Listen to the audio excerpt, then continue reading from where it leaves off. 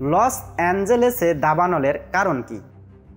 যুক্তরাষ্ট্রের ক্যালিফোর্নিয়া অঙ্গরাজ্যের লস অ্যাঞ্জেলেসের যে কয়েকটি অঞ্চল দাবানলে জ্বলছে সেগুলোর মধ্যে প্যালেস্টাইন ও ইটন অন্যতম। যুক্তরাষ্ট্রে দাবানলের সাধারণ কারণ হিসাবে বজ্রপাতকে দায়ী করা হয়, কিন্তু এবার এ দুই অঞ্চল বজ্রপাতের কারণে দাবানল হয়নি।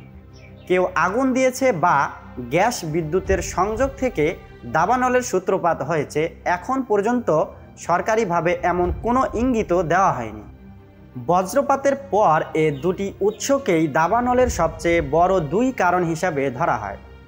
ক্যালিফোর্নিয়া 2022-23 সালে বেশ আর্দ্র ছিল, ফলে ওই সময়ে সেখানে বিপুল গাছপালা জন্মেছে, কিন্তু পরের বছরের খরার কারণে সেই আর্দ্রতা শুকিয়ে গিয়েছিল।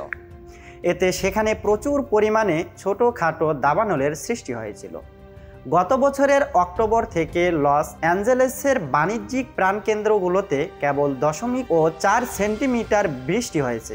এই নজিরবিহীন শুকনো অবস্থায় এবং সান্তা আনা হিসাবে পরিচিত সমুদ্রের শক্তিশালী ঝোড়ো হাওয়া একসঙ্গে মিলে দাবানল সৃষ্টির অনুকূল পরিবেশ তৈরি করেছিল। যুক্তরাষ্ট্রের Los Angeles county sheriff Robert Luna বলেছেন, গোয়েন্দারা সম্ভাব্য সব কারণ খতিয়ে দেখেছেন। সবকিছু পুঙ্খানুপুঙ্খভাবে খতিয়ে দেখা হচ্ছে।